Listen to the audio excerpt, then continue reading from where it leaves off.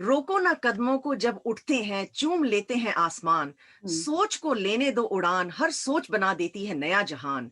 पंख देके तो देखो, नाप आएगी पूरा आसमान। एक हाँ, परिचय नहीं काफी, पात्र अनेक है निभाती। उम्र हाँ, लगा नहीं सकी है विराम, सफलता ने तो देखा है सिर्फ काम।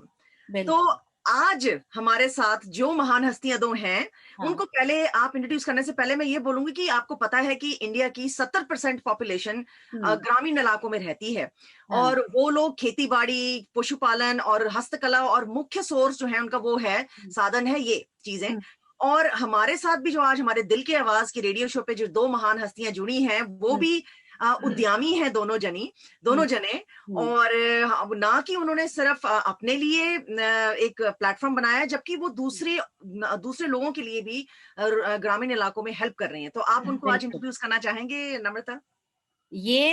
मैं तो बहुत मेरे लिए तो बहुत गर्व की बात है कि ये दोनों ही हमारे प्रोग्राम में हैं और ख़ासकर पाबी बहन जी के लिए ये मैं कभी-कभी लिखती हूँ पोएट्री तो मैंने आपके लिए 4 लाइनें लिखी हैं पाबी बहन जी, आप सुनिएगा कि तेरे चेहरे पे दृढ़ता है, दृढ़ता मतलब आपके ज़िद है, एक वो है। तेरे हाथों में स्थिरता है, मतलब फ़र्मनेस है और स्किल है। तेरी आँखों में चमक है, भाभी बहन तू हम सबके लिए एक उत्साह भरा सबक है। आप आहाहा! हम सब के बहुत लिए खूब, एक सबक हो पापी बहन जी, जो बहुत आपकी खूब। कहानी है। हुँ, हुँ। And today it's going to be an amazing show and it's a magical and inspiring story of an extraordinary woman, and with her we have a very wonderful Nilesh Priyadarshini ji. He's the founder and CEO of Karigar Clinic. So welcome Nilesh and Pabi Benji to our show Dil Ki Awaaz. आपका स्वागत है thank you, दोनों का। आपका thank you. स्वागत है। केम छो? हाँ जी, तो पाबी बहन जी मैं तो आपसे ही पहला सवाल पूछती हूँ। आप बताइए आपने कैसे शुरू किया अपना पहले आप रबारी कम्युनिटी से हैं जो कि कच्छ गुजरात के इलाके से हैं, तो कुछ उसके बारे में बताइए और अपना बताइए कि कैसे शुरू किया आपने इस या हाँ जी, मेरा नाम पाबी बिन रबारी है हाँ जी। और मेरा जन्म कच्छ के छोटे से गांव में मुंद्रा तालुका का जो कुकड़सर गांव है वहां था। हाँ, और जब मैं 5 साल की थी तब मेरा पापा का देहांत हो गया। तो हुँ, हमारा रबारी का जो पुराना व्यवसाय है भेड़ बकरियां चराना। तो मैं 5 साल की थी, मेरी दूसरी बहन थी वो 3 साल की थी और तीसरी जो बहन थी वो मेरी माँ के पेट थी। और मेरा पापा है, हमारी भेड़ बकरियां थी उसको पानी पिलाने के लिए कुएं से पानी निकल रहा था, उसमें मेरा पापा का पाँव गिर गया। हुँ, तो उसमें मेरा पापा गिर गए, उसके बाद उसका देहांत हो गया। और बाद में मेरी माँ ने हम तीनों बहनों को बड़ा किया। हुँ, तभी एक हम जब छोटे से तभी एक ऐसा जमाना था, कच्छ में कोई उद्योग नहीं था और बारिश भी कम हो रही थी। तो मेरी माँ खेतों में जा रही थी काम करने के लिए और एम्ब्रॉयडरी का भी कर रही थी और ऐसे हम तीनों बहनों को खिला पिला के बड़ा कर रही थी। हुँ, तो मैं 7-8 साल की हुई तभी मेरे को पता चला कि मेरे घर में भाई नहीं है, पापा नहीं है, मेरी माँ मजदूरी कर कर खिला रही है। हुँ, तो मेरी 2 छोटी बहन थी उसको मैं रखती थी और धीरे-धीरे मैं 8 से 10 साल की थी तब व्रत करने का सीख गई काम। तो साथ-साथ में मेरी माँ को मदद करने लगी। हुँ, बाद में मेरे को पढ़ने का शौक था लेकिन पढ़ने का मौका नहीं मिला, सिर्फ 4 कक्षा तक पढ़ने का मौका मिला। और तभी हमारे घर लिपन वाले थे तो हम दूसरे के घर में लिपन भी करते थे। हाँ, और पानी की सबसे ज्यादा कच्छ में तभी पानी की दिक्कत थी। जो पैसे वाले लोग थे वो पैसे से पानी भरवाते थे। तो तभी एक ऐसा जमाना था कि एक बेड़ा पानी भरते थे तो इसका 1 रुपया मिलता था। तो अच्छा। कोई बोलता है कि हमको एक पानी की भर दो तो हम भर देते तो 1 रुपया मिलता था। लेकिन मेरे मन में ऐसा होता था कि 1 रुपया में मेरी माँ को मदद कर सकती हूँ हुँ, और मेरी जो बड़ी छोटी 2 बहन है उसको काम आ सकता है। हुँ, ऐसे हमने बहुत साल तक ऐसे मेरी माँ को मदद किया। और बाद में जो हमारा जो रबारी एम्ब्रॉयडरी है उसमें क्या होता है कि जो बेटी है उस 8-10 साल की हो जाती तब भी वो सीख लेती है एम्ब्रॉयडरी का काम। हाँ तो तभी मैंने मेरी माँ के पास और फूई भी थी, दादी माँ के, उसके सबके पास सीख लिया। और सबसे पहले ये काम हमने पहनने के लिए बनाया। हम खुद का पहनते, घाघरा और कांचरिया जो चीजें पहनते हैं उसमें लगाया। और बाद में धीरे धीरे मेरे को ये सब चीजें आ गई। तो बाद में मैं, जो मेरी बहन थी दूसरी छोटी, उसको रखती थी और मेरी माँ भी काम करती थी दूसरे लोगों। तभी ये जमाने में कोई प्राइवेट संस्था या प्राइवेट व्यापारी वो काम दे जाते थे। जो हमारा अंदर एकदम अंदर गांव था दरिया किनारा के पास, तो हम लोग उसका काम भी करते थे। ये लोग बोलते थे कि हम इतना पैसा देंगे, ये इतना पीस आप बना दो, तो हम बना देते थे। ऐसे हमने कितने साल तक ऐसा काम किया। बाद में हमारी समाज ने हमारी जो पुरानी एम्ब्रॉयडरी है, जो मैंने ब्लाउज पहना है, ये हमारी हमारी पुरानी एम्ब्रॉयडरी है, उसके ऊपर बंद बंद किया। तो बंद बंद किया। उसके ऊपर एक कहानी थी कि जो हमारी समाज की जो बेटियां है उसको खुद का दहेज की जो चीजें होती है वो बनानी पड़ती है। और उस चीज बनाने में लड़की पापा के घर 35 साल की हो जाती थी। तो समाज ने सोचा कि ये तो गलत है कि जो बेटी की जिंदगी जो एम्ब्रॉयडरी के लिए और दहेज के लिए जो बर्बाद होती है, तो इसलिए ये एम्ब्रॉयडरी बंद कर दो। तो समाज ने ये बंद कर दिया। 1995 के साल में ही हमारी जो एम्ब्रॉयडरी है पुरानी, उसके ऊपर समाज वालों ने बंद किया कि उसकी शादी बेटी के बचपन में हो जाती, लेकिन ससुराल नहीं भेजते। जब ससुराल वाले बहू उसको लेने के लिए आते तो बोलते कि हमारी बेटी का दहेज अभी तक हुआ नहीं है, वो जब हो जाए तभी उसको लेने के लिए आ जाना। तो इसलिए पूरी जो हमारे समाज के जो बड़े बड़े लोग हैं उन्होंने बंद किया। और बाद में तभी हमको लगा कि जो ये हमारी कला है अभी लुप्त हो जाएगी, और हमारा जो समाज है वो उन्होंने बंद कर दिया, तो हमारी जो नई पीढ़ी आएगी उसको पता नहीं चलेगा कि हमारी समाज में कौन सी कला थी और कैसी कला थी। ठीक ठीक। इसलिए तब हमने बाजार से रिबिन और जो ये सारी चीजें मिलती है और लिया। और सबसे पहले हम जब एम्ब्रॉयडरी जहाँ करते थे वहाँ वो चीज यूज किया और बनाना शुरू किया। उसमें से क्या फायदा हुआ कि एक तो मशीन से बनाना जल्दी बन जाते थे। जो उसमें 35 साल लग जाता है वो चीज 1 साल में बन जाती है। और बेटी की जिंदगी भी नहीं बिगड़ती है, और दहेज के जगह पे दहेज भी हो जाता है। दहेज होता है लेकिन मशीन से जो बनाते हो जल्दी बन जाता है। हाँ जी, ठीक। इसलिए जो हमारी कला है वो जीवित रह गई और मशीन से जल्दी भी हो गई। तो उसमें 2 फायदा हुआ। और बाद में मैंने भी जो ये दहेज में मशीन से जो मेरी बैग थी दहेज में लेने वाली, वो सारी चीजें बनाई हुई थी। उसके बाद मेरी शादी हुई तो मेरी शादी में विदेशी मेहमान आए थे कुछ। तो मैंने सोचा कि जो मेहमान आए, तो हमारी समाज में एक रिवाज होता है कि जो कोई मेहमान आता है तो जब वापस जाता है तभी उसको कोई कपड़े की जोड़ी देना पड़ता है कि कुछ को पैसा देना पड़ता है, और ऐसा हमारे समाज में रिवाज है। लेकिन मेरे मन में सवाल था कि मैं इस मेहमानों को क्या दूं। जो हमारी जो रीति रिवाज वाले है समाज के है उसको मेरे को पता है कि इसको क्या देना है, लेकिन ये मेहमानों को मैं क्या दूं। तो तभी मेरी जो दहेज की एक बैग थी उन लोगों को दी। तो ये लोग बैग लेके गए और 1 साल के बाद वो लोग वापिस आए। तब मेरे को बोला कि आपने जो बैग बनाई है वो तो बहुत लोग इसकी तारीफ करते हैं, बोलते हैं कहाँ से लिया है, किसने बनाया है। तभी मेरे मन में एक हौसला आया कि जो आज तो मैंने एक बैग इन लोगों को दी है, कितनी ऐसी ये बैग इतनी लोगों को पसंद आई, लेकिन ऐसे ही तो मैं हजारे बैग बना सकती हूँ। लेकिन एक मेरे पे एक खामी थी, क्योंकि हमारी जो आर्थिक परिस्थिति थी घर की वो और ठीक नहीं थी, और दूसरी मेरे में पढ़ाई नहीं थी, और मार्केट का कोई मेरे को आइडिया नहीं था। लेकिन वो चीज में वहां मन में ही वो बात रख दी। बाद में मैं ससुराल आई, तो ससुराल आई तो भी मैं दूसरे लोगों का काम करती रही। बहुत साल तक मैंने, कोई प्राइवेट व्यापारी आता था उसकी भी मैं काम करती रही।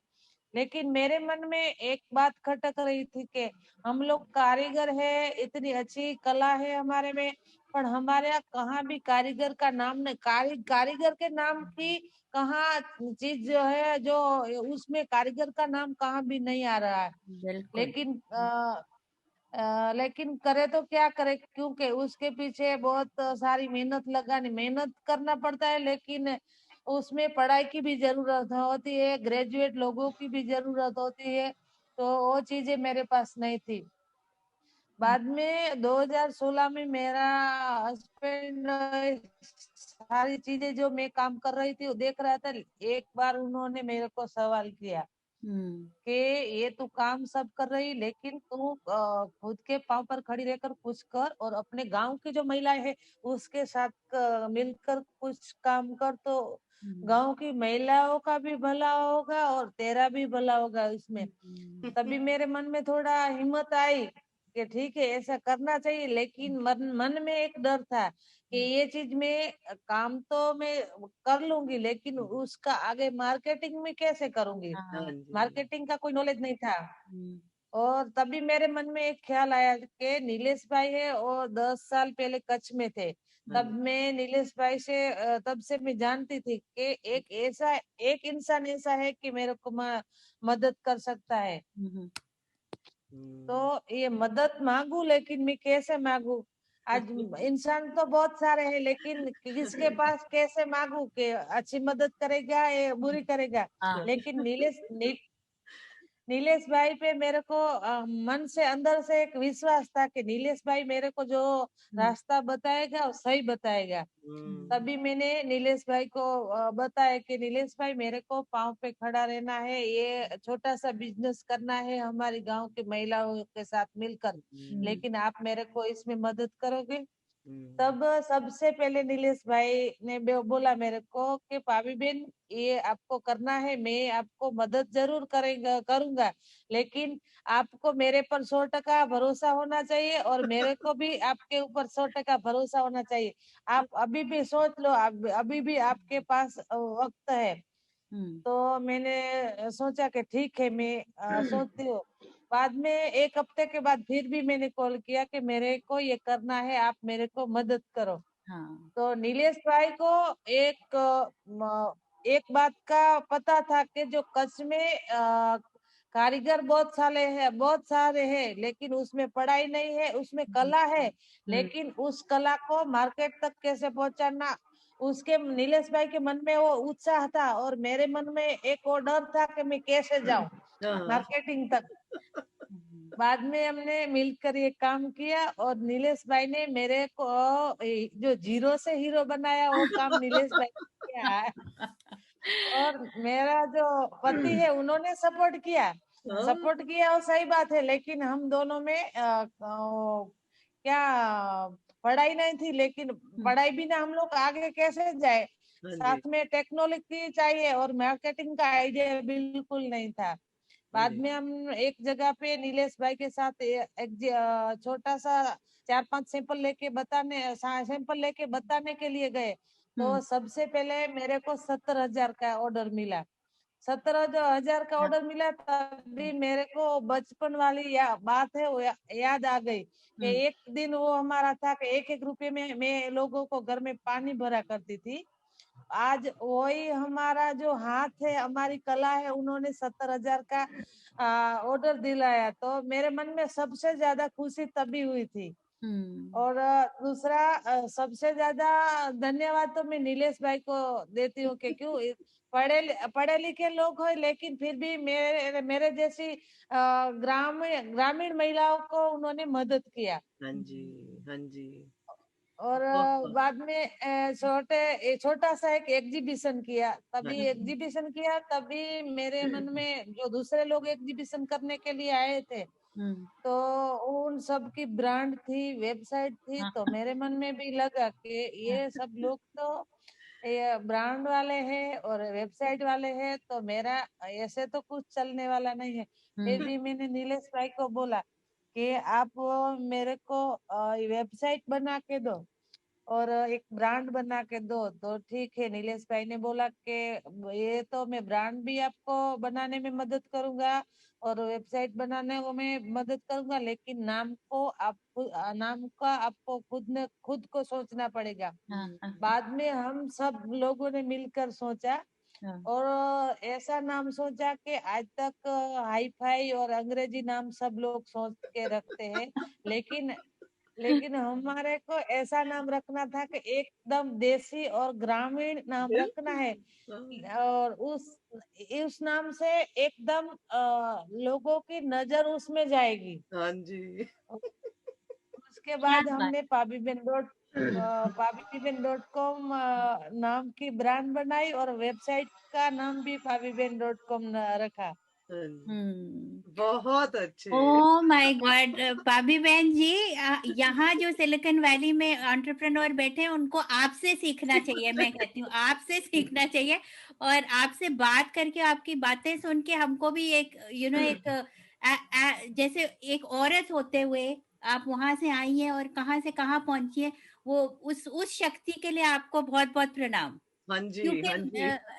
एक औरत थैंक होने यू के मैम। बाद, हाँ जी बिल्कुल, हम जान सकते हैं कि कितना मुश्किल होता है। क्योंकि आपकी कम्युनिटी में औरतों को बाहर भी नहीं जाने को होता था, है ना, पहले वो अलाउ नहीं तो कर।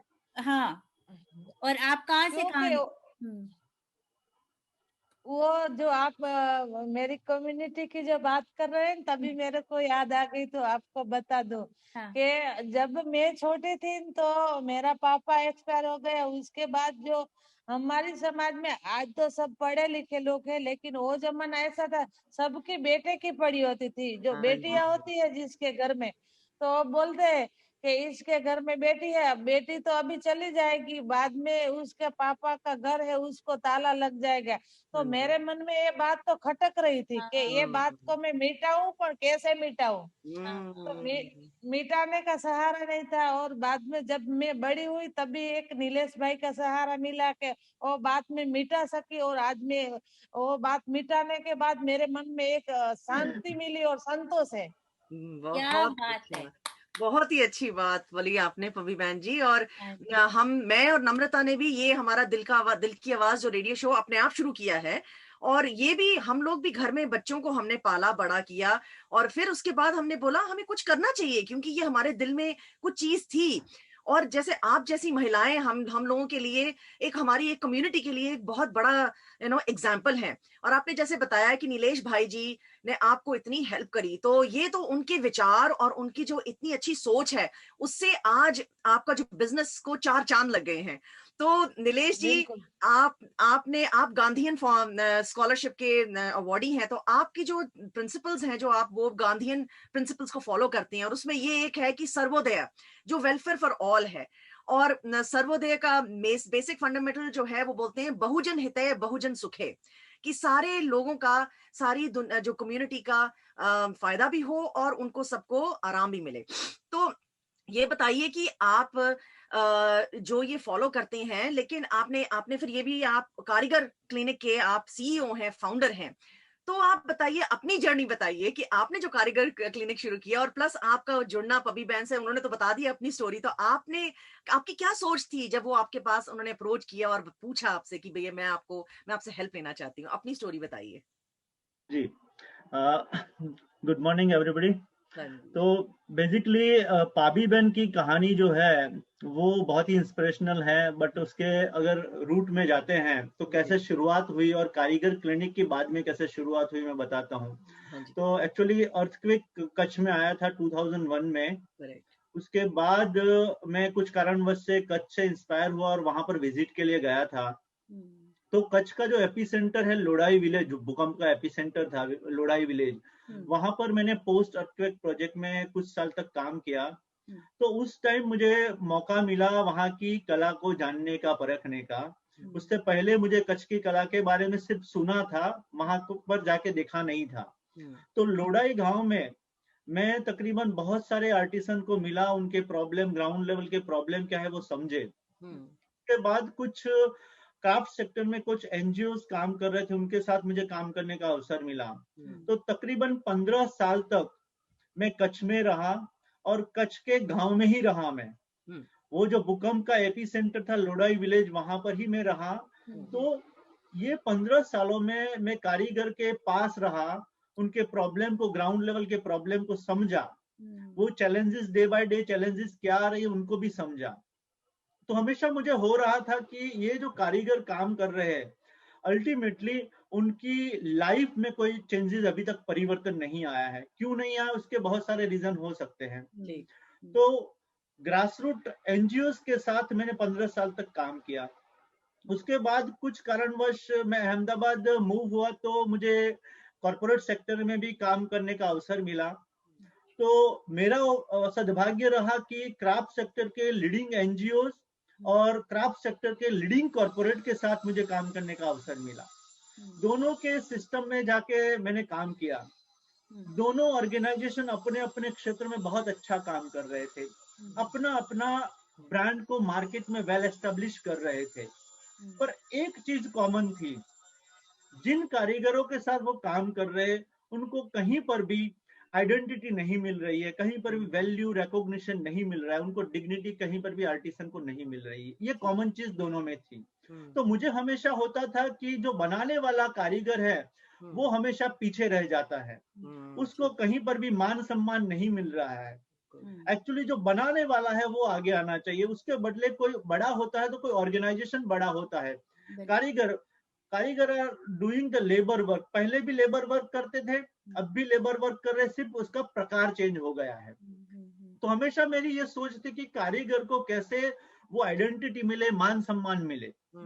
तो मैं जब अहमदाबाद मूव हुआ, उसके बाद मेरा जो रिलेशन था कच्छ के साथ, आर्टिसन के साथ, वो हमेशा बरकरार था। तो मैं पाबी बहन को 10 सालों से जानता था, पाबी बहन की कला को जानता था। तो मैंने ये सोचा कि मैं कोई सोशल प्रोजेक्ट्स करता हूं, और वीकेंड प्रोजेक्ट के तौर पर पाबी बहन ने जब मेरा अप्रोच किया तो हम दोनों ने काम करना शुरू किया। और पाबी बहन ने जैसे बताया कि हमारा सबसे पहला सोच यही था कि आर्टिसन को आइडेंटिटी मिलनी चाहिए। तो वो आइडेंटिटी कैसे मिले, तो सबसे पहला जो हमने पाबी बहन का बिजनेस स्टार्ट किया, उसका नाम ही हमने pabiben.com रखा। उसके पीछे की सोच भी ये थी कि आर्टिसन को ही ग्लोबल ब्रांड बनाना है, उसके नाम को ही ग्लोबल लेवल पर ले जाना है। अगर रितु कुमार की अपनी ब्रांड बन सकती है तो पाबी बहन की ब्रांड क्यों नहीं बन सकती? बिल्कुल सही, बिल्कुल मुश्किल है पर असंभव नहीं है। तो हमने 3 साल तक लगातार पाबी बहन की ब्रांड को डेवलप करने में किया, उनका डिजाइन डेवलपमेंट किया। तो एक अल्टीमेटली बिजनेस सेटअप करने के लिए जो इकोसिस्टम की जरूरत पड़ती है, वो सारी इकोसिस्टम हमने पाबी बहन के केस में तैयार करी। फिर उसमें हमने ये सोचा कि गांधीयन प्रिंसिपल्स को कैसे हम इम्प्लीमेंट कर सकते हैं। तो हमने गांधी जी के जो छोटे छोटे विचार थे रूरल इकोनॉमी को मजबूत करने के लिए, उसको हमने धीरे धीरे इम्प्लीमेंट करना स्टार्ट किया। सबसे पहले गांधी जी, महात्मा जी बोलते थे कि गांव के लोकल लोगों को लोकल में रोजगार देना चाहिए और लोकल रिसोर्सेज का यूज करना चाहिए। तो we did the same thing कि local people work locally by using local technique, material and resources, everything should be local. तो पाबी बहन के केस में भी जो भी प्रोडक्ट हम तैयार करते थे, लोकली अवेलेबल जो रॉ मटेरियल था उसका यूज करते थे। अगर नहीं है तो कोई आर्टिसन कम्युनिटी से वो चीज तैयार करवाते थे, फिर उसमें महिलाएं एम्ब्रॉयडरी करते थे। I will give one good example कि पाबी बहन जो शॉल्स बनाती हैं, वुलन शॉल्स, तो उसका जो वूल होता है, वो लोकल मालधारी कम्युनिटी वूल तैयार करती है। उसके बाद it goes to the weavers, Kutch के लोकल वीवर्स के पास जाते हैं, उसको वीव किया जाता है। उसके बाद उसमें डाइंग किया जाता है, डाइंग भी लोकल कम्युनिटी करती है। उसके बाद उसमें बांधनी का काम लोकल खत्री कम्युनिटी बांधनी का काम करते हैं। उसके बाद लोकल कच्छ की जो महिलाएं हैं, रबारी महिलाएं, उसमें एम्ब्रॉयडरी का काम करती है। और उसके बाद फाइनल जो फिनिशिंग फुमका का काम होता है, tassel work, it is also done by the Meghwal community. तो आप देखिए 5 से 6 अलग अलग कम्युनिटी एक प्रोडक्ट के पीछे इन्वॉल्व होते हैं। तो महात्मा गांधी जी का भी ये प्रिंसिपल्स था कि ज्यादा से ज्यादा हाथ को कोई प्रोडक्ट बनाने में आप जोड़ो, तो उससे क्या होगा कि बहुत सारे लोगों को बेनिफिट मिलेगा, हॉरिजॉन्टल डेवलपमेंट होगा और साथ में कम्युनल हार्मोनी भी बढ़ेगी। बिल्कुल। महात्मा जी का दूसरा प्रिंसिपल था कि जो लोग के साथ आप काम करो उनका कहीं ना कहीं एक्सप्लॉयटेशन, किसी भी तरह का एक्सप्लॉयटेशन नहीं होना चाहिए। तो सिर्फ हमने बातें नहीं करी, बट हमने रियल ग्राउंड लेवल पर कैसे इसको इम्प्लीमेंट करें। तो हमने कारीगर का प्राइसिंग कमेटी बनाया। तो हमारे यहाँ होता है कि कारीगर अपने वेजेस खुद डिसाइड करते हैं। यूजुअल बिजनेस में ये होता है कि जो बिजनेस ओनर होता है वो हमेशा कोई चीज का, प्रोडक्ट का रेट तय करता है और उसके जो नीचे काम करने वाले लोग होते हैं उनको बताया जाता है कि हम आपको ये काम के इतने पैसे देंगे। बट हमने उल्टा करा कि बॉटम लेवल से कैसे डिसीजन आए। तो कारीगर की प्राइसिंग कमेटी बनाई। पाबी बहन अगर कोई एक बैग तैयार करते हैं तो उसके वेजिस जो है वो पाबी बहन तय नहीं करेगी, बट कारीगर की जो कमेटी है वो डिसाइड करती है कि उनको मिनिमम कितने वेजिस चाहिए, उस हिसाब से पाबी बहन उनको पे करेगी। तो उनका इंटरेस्ट भी बरकरार रहेगा और उनको किसी भी तरह का एक्सप्लॉयटेशन फील नहीं होगा। फिर ओपन प्राइसिंग हमने रखा कि हम क्या रेट से चीज तैयार कर रहे हैं, उसका कॉस्ट प्राइस क्या बैठ रहा है और उसको मार्केट में क्या प्राइस पर बेच रहे हैं वो सबको पता है। वहां पर हम किसी भी तरह का हिडन चार्जेस कहीं पर भी लगा नहीं रहे हैं। तो हम कारीगर और कस्टमर दोनों को एक दूसरे के साथ मिला रहे हैं। हमारा पूरा जो इंडिया का जो पुराना कल्चर था वो बहुत ही अच्छा था। महात्मा गांधी जी हमेशा उसकी एडवोकेसी करते थे। पुराने गांवों के कल्चर में हम जाते हैं तो हमें पता है कि लोग बोला करते थे कि मुझे रामजी भाई के खेत का सब्जी ही चाहिए या गंगा बहन के घर का दूध ही चाहिए। तो उस टाइम प्रोड्यूसर कौन है और यूज करने वाला कंज्यूमर कौन है वो एक दूसरे को अच्छे से जानते थे और एक दूसरे के साथ अच्छे रिलेशन बरकरार रखते थे। नया जो कल्चर आया, इवन टेक्नोलॉजी भी आया, उसके कारण जो पुराना face to face market culture था वो कहीं ना कहीं गायब हो गया और फेसलेस मार्केट कल्चर आ गया, जहां पर कारीगर को, आर्टिसन को पता नहीं है कि वो किसके लिए प्रोडक्ट बना रहे हैं और यूज करने वाले कंज्यूमर को पता नहीं है कि ये प्रोडक्ट किसने बनाया है। तो हमारी सोच ये थी, ये मॉडल डेवलप करें तो लोगों को ये पता लगना चाहिए, पुराना फेस टू फेस कल्चर वापस आना चाहिए।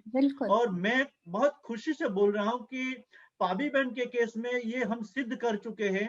आज पूरे इंडिया में के कोई भी रिटेल आउटलेट में आप जाते हो, पाबी बहन के प्रोडक्ट कहीं पर भी पड़े होंगे, कोई भी रिटेल आउटलेट में, उसका आप ब्रांड नेम बदल दो, उसका कुछ भी ब्रांड नेम दे दो, कस्टमर आके पहला सवाल यही करेगा कि ये पाबी बहन के बैग है ना। ये हमारा सबसे बड़ा सक्सेस है। यस हाँ, जो ये आप काम कर रहे हैं बेहद ही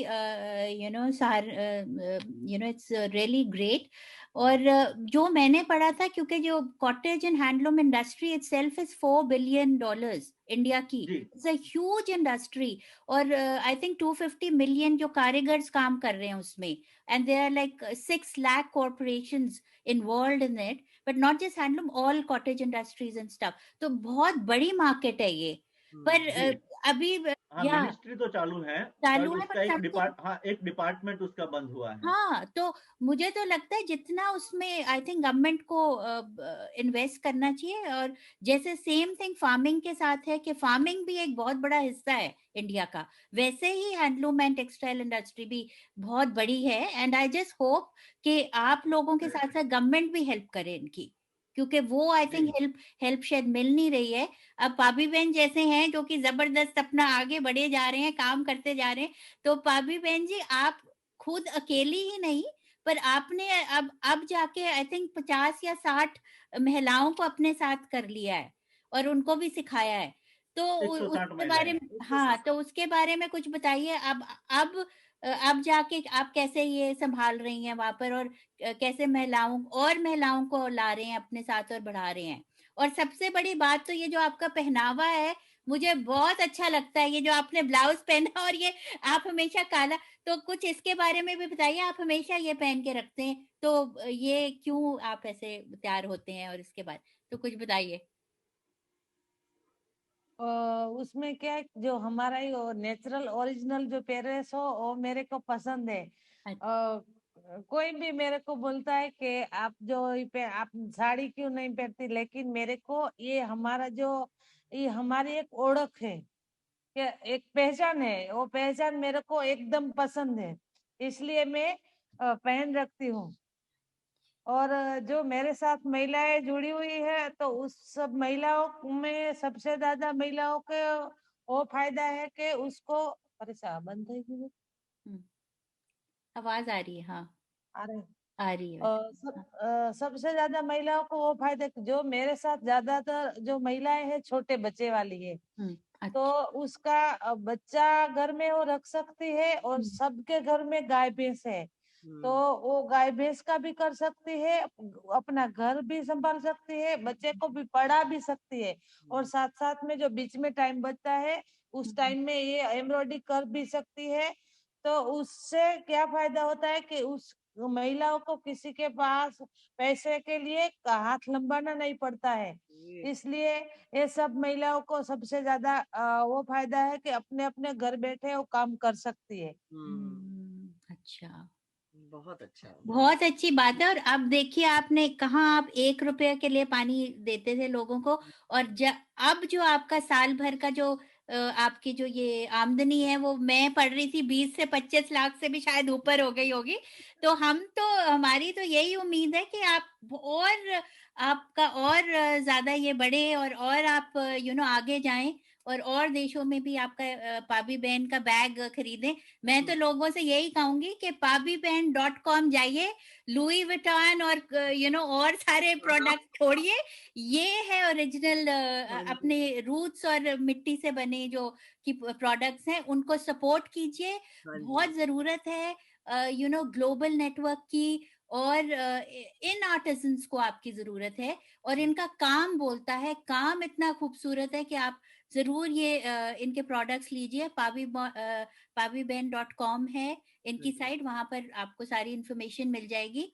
और एक चीज जो मैं बात सुन रही हूँ पाबी बहन जी की, वो she is a true icon of women power. वो एक साथ ही एक खुद ही को नहीं बढ़ा रही, बट दूसरों महिलाओं को भी देखो कितनी समझ से उनको वो सपोर्ट कर रही हैं। हाँ जी, हाँ जी, that we don't see many times we talk about, hey women empowerment, women को इसके साथ ये हो रहा है, wages कम मिल रहे हैं, उनको काम कम हो रहा है। तो ये मैं देख रही हूँ, ये जीता जागता यहाँ पर एग्जाम्पल है हमारे आगे, कि आप कहीं से भी हो, आपकी एजुकेशन कुछ भी हो, जैसे पाबी बहन ने बताया सिर्फ चौथी पढ़ी है आप पाबी बहन जी, तो इट डज नॉट मैटर, आपके जो समझ है ना वो बहुत बड़ी है, और आपका दिल है वो उससे भी बड़ा है। तो मैं तो ये कहती हूँ, सारे बहुत बहुत शुक्रिया जो आप कर रही हैं। हाँ जी, बिल्कुल, बिल्कुल। और मैं कहीं पढ़ रही थी, उनके लिए मैं ये मतलब मैंने पढ़ा कहीं कि कदम से कदम आज तू मिला रही है हर मर्द से, आंख मिलाती है तू हर दर्द से, तुझी से है आज तुझी से है कल, हर मुश्किल का तेरे पास है हल। और आपके पास हर मुश्किल का हल, आपने पहले से बचपन से ही आप में इतनी वो थी, दृढ़ता थी कि मैंने कुछ करना है। और आपने ये ड्यूरिंग लॉकडाउन पे भी आपने हार नहीं मानी कि भाई सब कुछ बंद हो गया, क्योंकि सबसे ज्यादा तो कारीगरों को बहुत नुकसान हुआ। जैसे नीलेश जी, आपने भी काफी इंटरव्यूज में बोला है, सबसे ज्यादा नुकसान कारीगरों को हो, क्योंकि टूरिस्ट नहीं आ रहा, बिक नहीं रहा सामान। लेकिन पब्बी बहन जी, आपने वो उसको अपने को, अपनी दृढ़ता को आपने रुकने नहीं दिया। आपने बोला नहीं मैं करूंगी, और आपने तब भी वो लोकल गिफ्ट बॉक्स बनाया है, उसमें कितनी सारी चीजें हैं, क्लच है, और वो छोटे से पोटलीज हैं, वो ग्लासेस को रखने के लिए हैं, और फिर recycle material, recycle plastic material से आपने जो वो करे हैं, चीजें बनाई हैं, वो तो बस उसकी तो दाद देनी पड़ेगी। तो और अभी जैसे नीलेश जी ने बताया कि एक कम्युनिटी नहीं, सिर्फ ये सारी कितनी सारी कम्युनिटीज, कोई ऊन का बना रही है, कोई काम, कोई वो कढ़ाई कर रहे हैं, कोई रंगाई कर रहे हैं। तो ये बताइए पबी बहन जी की सबसे एक महत्वपूर्ण जो बोल सकते हैं एक उद्यमी महिला होने का सबसे बड़ा, सबसे अच्छा पहलू क्या है आपके लिए? और सबसे पहला तो मेरे कि जो हमने ये कारीगर क्लिनिक जो चालू किया है वो सबसे ज्यादा है, क्योंकि जो मेरे को जो दिक्कतें आई है हाँ जी। वो सब कारीगर को वो दिक्कतें आ सकती है, इसलिए हमने ये कारीगर क्लिनिक चालू किया है मिलकर। क्योंकि कारीगर क्लिनिक में कारीगर को ये सब चीजें सिखाते हैं, कैसे मार्केटिंग करना है, क्वालिटी वाइज चीजें कैसे बनानी है, और सब 1 साल से 2 साल तक वो उसको कारीगर को तैयार करते हैं, और बाद में और कारीगर खुद का बिजनेस कर सकता है। मेरे को सबसे ज्यादा वो खुशी है कि कोई भी कास्ट का है, लेकिन ये खुद का भी मेरे जैसा जो पढ़ा लिखा नहीं है कारीगर और खुद का बिजनेस करना चाहते हैं, तो उसके लिए हमने ये चालू किया है कारीगर क्लिनिक। हाँ जी, हाँ जी। सही कहा आपने। और नीलेश जी, मैं भी पढ़ रही थी कि unemployment and urbanisation are two major burning issues in India. कि ये जो गांव से लोग शहरों की तरफ आ जाते हैं काम करने, इससे इन सर्च ऑफ लाइवलीहुड, क्योंकि जैसे भाभी बहन तो एक सक्सेस स्टोरी है आपके लिए, बट ऐसे कई हैं जो कि नहीं कर पाते क्योंकि रिसोर्सेज नहीं है, एजुकेशन नहीं है, टूल्स नहीं है उनके पास, पैसे नहीं है। तो ये आते हैं और फिर प्रॉब्लम होती है, जो करते हैं लोग, दे सफर फ्रॉम यू नो कुछ भी, पोल्यूशन बढ़ जाती है और हेल्थ प्रॉब्लम्स होती हैं, क्लेanलीनेस एंड हाइजीन की प्रॉब्लम बढ़ती है, क्योंकि और बच्चे उनके पढ़ नहीं पाते क्योंकि बच्चे साथ जाते कहाँ रहेंगे वो। तो ये एक बहुत बड़ा मुद्दा है इंडिया में जो कि सॉल्व होना चाहिए। और जितने लोग अपनी जगह जो कि उनकी हैबिटेट है, जैसे ये नोमैडिक कम्युनिटीज हैं, वहीं जाके उसमें वो फलते भी हैं, फूलते भी हैं और खुश भी रहते हैं। कौन अपने घर को छोड़ के अब शहर में खुश रहेगा? तो वो प्रॉब्लम भी है। तो आप ये बताइए कि आप तो ये कर रहे हैं और आप कुछ कारीगर को भी साथ में ला रहे हैं, गवर्नमेंट आप कैसे आपको हेल्प कर सकती है? गवर्नमेंट कुछ ऐसे, अगर how can they help you? एक तो ये जो कारीगर क्लिनिक हमने वही मकसद से शुरू किया है कि भारत के जो दो प्रमुख बर्निंग इश्यू हम बोल सकते हैं कि है अनएम्प्लॉयमेंट और अर्बनाइजेशन। Yes. तो ज्यादातर जो अनएम्प्लॉयमेंट और अर्बनाइजेशन दोनों एक दूसरे के साथ जुड़े हुए हैं। गांव के लोगों को रोजगार नहीं मिलता है, इसलिए उनको लग रहा है कि चलो ये काम छोड़ो और शहरों में चले जाओ, शहरों में कोई अच्छा काम मिल जाएगा। बट अल्टीमेटली शहरों में आके उनको मजदूरी का काम करना पड़ता है, कोई फैक्ट्री में आके काम करना पड़ता है। वहां पर हेल्थ एंड हाइजीन के इश्यू खड़े होते हैं, वाटर स्कैर्सिटी रहता है, ट्रैफिक प्रॉब्लम्स बढ़ते हैं, स्लम्स बढ़ते हैं, बहुत सारे एसोसिएटेड प्रॉब्लम्स क्रिएट होते हैं। उसका एक ही रीजन है कि गांव के लोगों को गांव में रोजगार नहीं मिलता है। तो ये दोनों एसोसिएट प्रॉब्लम का सॉल्यूशन भी यही है कि गांव के लोगों को लोकल में गांव में ही रोजगार दिया जाए। तो हमने ये जो मॉडल तैयार किया उसका मकसद भी यही था कि हम ये दो बड़ी समस्याओं को कैसे कुछ हद तक हम इसको कंट्रोल कर पाए। तो विचार हमारा यही है कि गांव में ज्यादा से ज्यादा हमें कारीगर एंटरप्रेन्योर्स तैयार करने हैं। एक एंटरप्रेन्योर अगर तैयार होगा तो वो अपना खुद का रोजगार तो क्रिएट करेगा, बट साथ साथ में हम उसको इतना एबल बना रहे हैं कि कम से कम 100 लोगों को वो रोजगार दे। हम बहुत बड़ा पिक्चर नहीं देख रहे हैं, एक एंटरप्रेन्योर कम से कम 100 लोगों को रोजगार दे। तो हम अभी कारीगर क्लिनिक एक ही मिशन पर हम काम कर रहे हैं। पाबी बहन हमारा सक्सेसफुल मॉडल है। Now Pabi Ben is working as a role model for other artisan as well. एक पाबी बहन तैयार हो चुकी है जो काफी हजारों महिलाओं के लिए प्रेरणा स्रोत हैं और काफी सारे लोगों को अपने गांव में ही रोजगार देती हैं। तो अभी हम एक मिशन पर काम करेंगे, वी वांट टू डेवलप 1000 पाबी बहन इन रूरल इंडिया। एक पाबी बहन कम से कम 100 लोगों को रोजगार दे, इतनी कैपेबल बनानी है। तो अगर 1000 पाबी बहन तैयार हो जाती है ग्रामीण भारत में, तो 1 लाख फैमिलीज को लाइवलीहुड डेवलप होगा। हाँ, सही। तो बिल्कुल। हम यही एक छोटे मकसद पर अभी काम कर रहे हैं और गवर्नमेंट को भी हम ये रिक्वेस्ट कर रहे हैं। गवर्नमेंट के साथ भी हमारा डिस्कशन चल रहा है। गवर्नमेंट काफी सारे डिपार्टमेंट है, जैसे कि लाइवलीहुड प्रमोशन का गवर्नमेंट का है, रूरल डेवलपमेंट मिनिस्ट्री काम कर रही है, तो हम उनका अप्रोच भी कर रहे हैं कि उनके साथ रह के हम ये चीजों को कैसे अच्छे तौर पर, एफिशिएंट तौर पर इम्प्लीमेंट कर हाँ, पाए।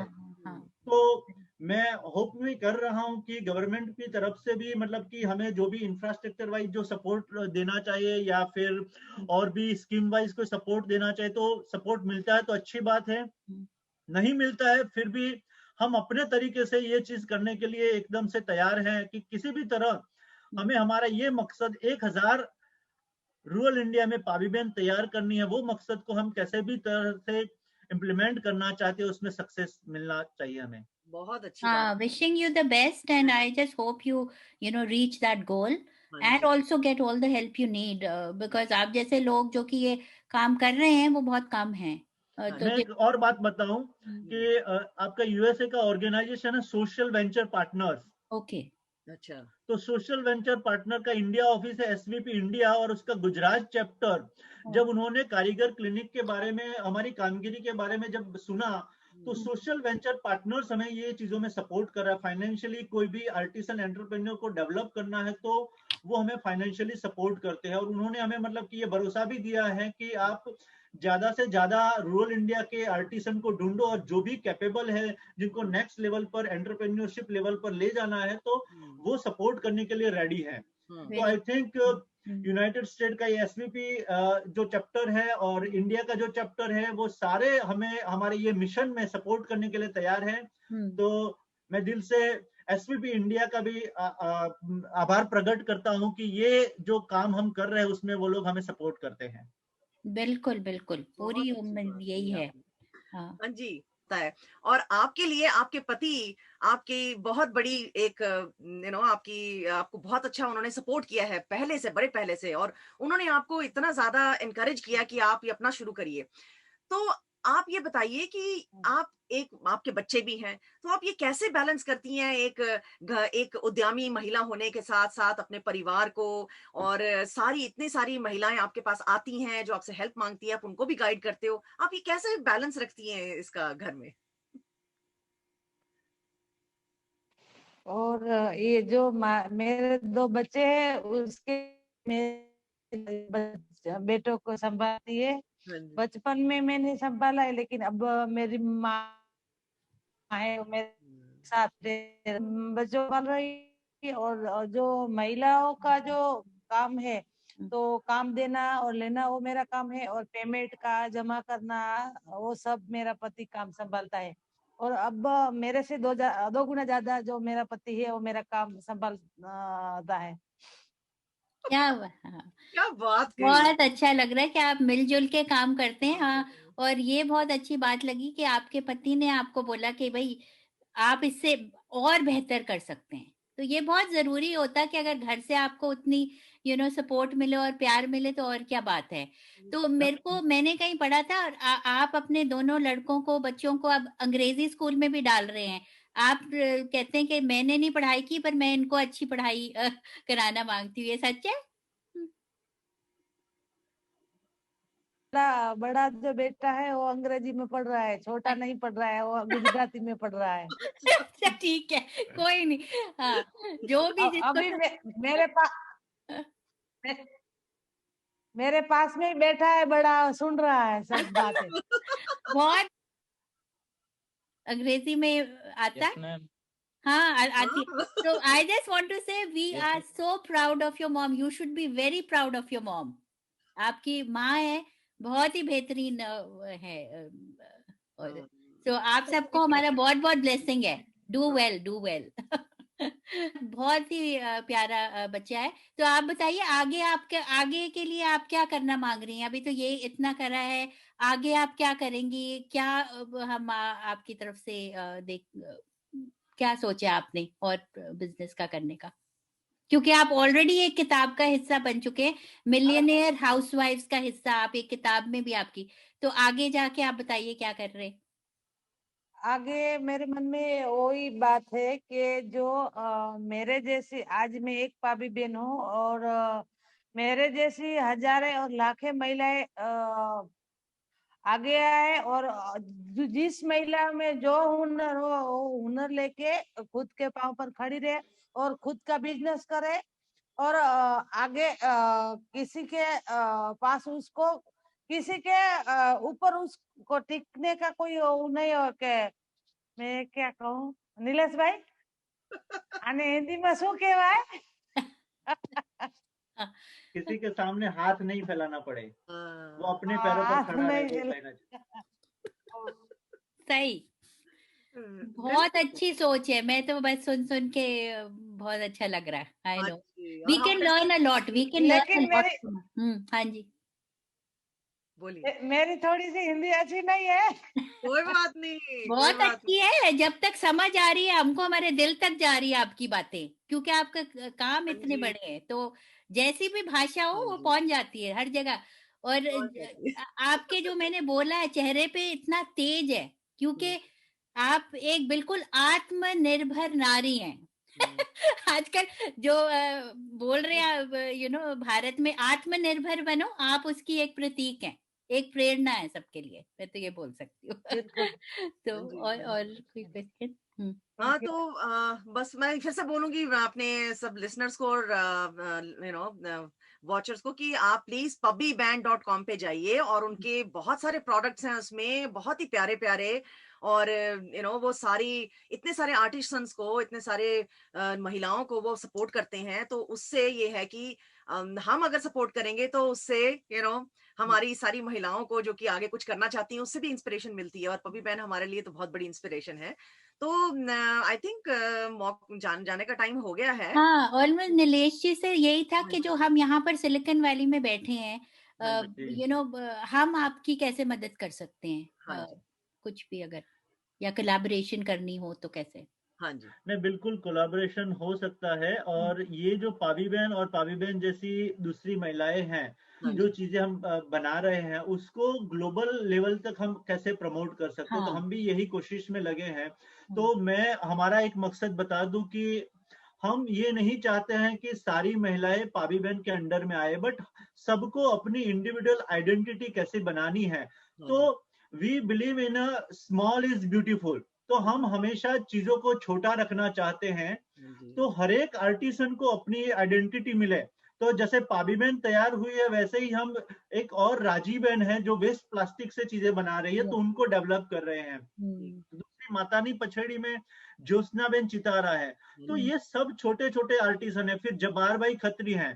तो ऐसे छोटे छोटे आर्टिसन है, सबको इंडिविजुअल आइडेंटिटी मिले और सबको ग्लोबल मार्केट मिले। हाँ तो जी, अगर आप यूएसए में इतने अच्छे सिटी में रह रहे हैं और काफी अच्छा नेटवर्क है आपका, हाँ तो जी, ऐसे छोटे छोटे कारीगर की जो कहानियां हैं, हाँ वो जी, कहानियां अगर आप लोगों तक पहुंचाने में अगर सपोर्ट करते हैं, तो आई थिंक वो एक बहुत अच्छा प्लेटफॉर्म आपके थ्रू मिल सकता है। हाँ और जी, कारीगर और कस्टमर बायर दोनों को जोड़ने की जो हम बात कर रहे हैं, हाँ वो जी, जोड़ने की बात, कारीगर के दिल की बात आप लोगों तक, काफी लोगों तक पहुंचा सकते हैं। हाँ तो मेरे जी। हिसाब से वो चीजों में आप अगर हेल्प करते हैं, तो ये कारीगर के लिए, हम सब के लिए बहुत बड़ा हेल्प हो जाएगा। बहुत अच्छी बिल्कुल बात नहीं कही नहीं, आपने। पूरी। और नीलेश भाई और पबी बहन, मैं कुछ साल पहले वहां भुज गई थी। तो भुज में क्योंकि बहुत बड़ा आर्मी का कैंटोनमेंट है, तो मेरी बहन वहां रहती, तो मैं फिर आसपास का सारा इलाका देखा, कच्छ गई, कच्छ के उधर आगे बॉर्डर के पास गई, और वहां पर भी मैंने काफी सामान लिया। पर अगेन वो था, कोई मिडल मैन था, राइट? वहां से गांव से सामान आता है, शहर में आता है, शहर से लोग, हम जैसे लोग खरीदते हैं, लेकिन उसका जो सही माने हैं वो उनको तक पहुंचता नहीं है। वो हम लेते तो हैं, हाँ लेकिन जी, हमने बहुत सारी चीजें ली, यहाँ लेके आई, सब लोगों को दी, हाथ की बनी हुई। लेकिन अब जब मैं आपसे बात कर रही हूँ, हम तो पता लग रहा है वो असली तो काम आप लोगों का है, जो आप लोगों को उसका पूरा मिलनी चाहिए कि भाई ये आप लोगों का काम है।